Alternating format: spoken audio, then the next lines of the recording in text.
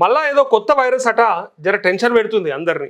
Ebola tension, రాష్ట్రానికి వచ్చిన అనుమానితుల missing, 26 మంది ట్రేస్ కావట్లే, 2కి నెగిటివ్.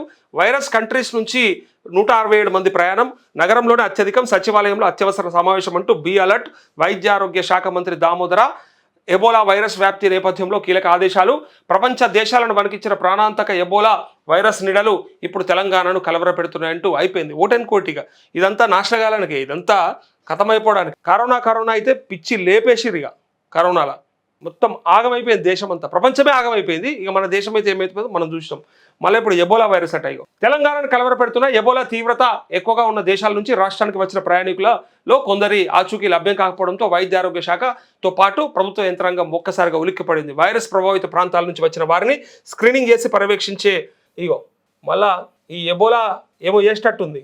ఓటెన్ కోటి బాగానే వస్తున్నాయి. ఇక మనకు ఇక్కడ చూడండి, ప్రక్రియలో భాగంగా అధికారులు 26 మంది అనుమానితుల ప్రస్తుతం ట్రేస్ కాకపోవడం తీవ్ర కలకలం రేపుతోంది. ఇటీవల కాలంలో ఎబోలా ప్రభావిత దేశాల నుంచి సుమారు 167 మంది ప్రయాణికులు రాష్ట్రానికి చేరుకున్నారు. అందులో ఒకసారి చూడండి, ఎక్కడెక్కడికి వచ్చినా చూడరు.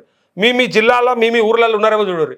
ఆదిలాబాద్లో ఒకరు ఉన్నారట, హన్మకొండలో ఒకరు ఉన్నారు, హైదరాబాద్లో 144 మంది ఉన్నారు, కరీంనగర్లో 2 ఉన్నారు, ఖమ్మంలో 1 ఉన్నారు, నిర్మల్లో 1 ఉన్నారు, నిజామాబాద్ 6 ఉన్నారు, రంగారెడ్డిలో 2 ఉన్నారు, వరంగల్లో 5 ఉన్నారు, యాదాద్రిలో 2 ఉన్నారు, సంగారెడ్డిలో 1 ఉన్నారు, రంగారెడ్డిలో 1 ఉన్నారు, మొత్తం 167 మంది ఉన్నారయ్యా. హై రిస్క్ దేశాల నుంచి వచ్చిన ప్రయాణికులు సంఖ్య ఇది. ఎప్పటి నుంచి?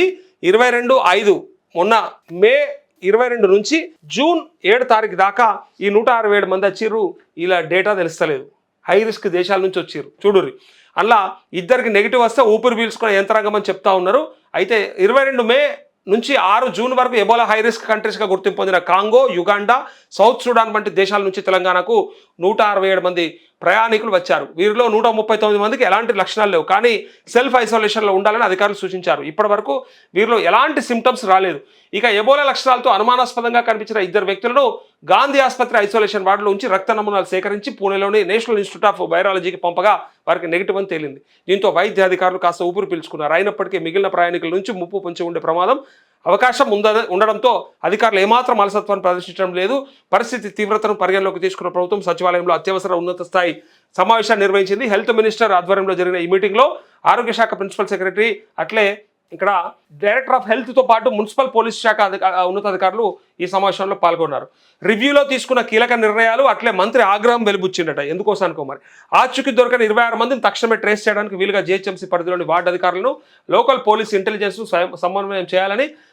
సమన్వయంగా పనిచేయాలని నిర్ణయించారు. గాంధీ ఫీవర్ హాస్పిటల్స్లో లేదా నిమ్స్ వంటి ప్రధాన ఆసుపత్రుల్లో ప్రత్యేక ఐసోలేషన్ వార్డులను ముందుగా సిద్ధంగా ఉంచనున్నారు. అంతేకాకుండా శంషాబాద్ ఇంటర్నేషనల్ ఎయిర్పోర్ట్లో థర్మల్ స్క్రీనింగ్ మరింత కఠినతరం చేయడంతో పాటు అంతర్జాతీయ ప్రయాణికుల పూర్తిస్థాయి ధృవీకరించబడిన వివరాలను సేకరించనున్నారు. విదేశాల నుంచి వచ్చే కొంతమంది ప్రయాణికులు తమకు ఇచ్చిన అడ్రస్లో ఉండడం లేదని అధికారులు మంత్రికి తెలిపారు. ఈ అంశంపై మంత్రి సీరియస్గా స్పందించారు. ఎబోలా ప్రభావిత దేశాల నుంచి వచ్చే ప్రయాణికులు తమ చిరునామా, ఫోన్ నెంబర్ తదితర వివరాలు ఖచ్చితంగా సక్రమంగా అందించాల్సిందేనని మంత్రి స్పష్టం చేశారు. తప్పుడు వివరాలు అందించడం లేదా వాస్తవాలను దాచిపెట్టడం వంటి చర్యలను తీవ్రంగా పరిగణించాలని అధికారులకు సూచించారు. తప్పు సమాచారం ఇచ్చే వారిపై ఎపిడమిక్ డిసీజెస్ యాక్ట్ సహా వర్తించే చట్టాల ప్రకారం కేసులు నమోదు చేయాలని అధికారులను ఆదేశించారని చెప్పేసి అంటా ఉన్నారు. మొత్తానికైతే ఈ ఎబోలా వైరస్ మళ్ళా భయపెడతా ఉన్నది. కొద్దిమంది డేటా దొరకట్లేదు, కొంతమంది ఇన్ఫర్మేషన్ తప్పిస్తున్నారట.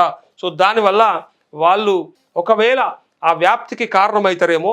ఆ బిగాండా కాడికి వెళ్ళి వస్తే ఇక ఏమవుతుందో తెలుసు మనందరికీ కూడా. కరోనాతో ఎంతైతే ఇబ్బందులు పడ్డామో, ఎంతమందిని అయితే కోల్పోయినామో, ఎంత నష్టపోయినామో, విద్యాపరంగా, వృత్తిపరంగా, ఉపాధి పరంగా, ఉద్యోగపరంగా, ఆరోగ్యపరంగా, కుటుంబ బంధుత్వాల పరంగా ఎంతో నష్టం జరిగినటువంటి కరోనా అండ్ ఎబోలా అనేటువంటి ఈ వైరస్ ఏదైతే ఉందో మళ్ళీ అది రిపీట్ కాకూడదు అని చెప్పి కోరుకోవాలి.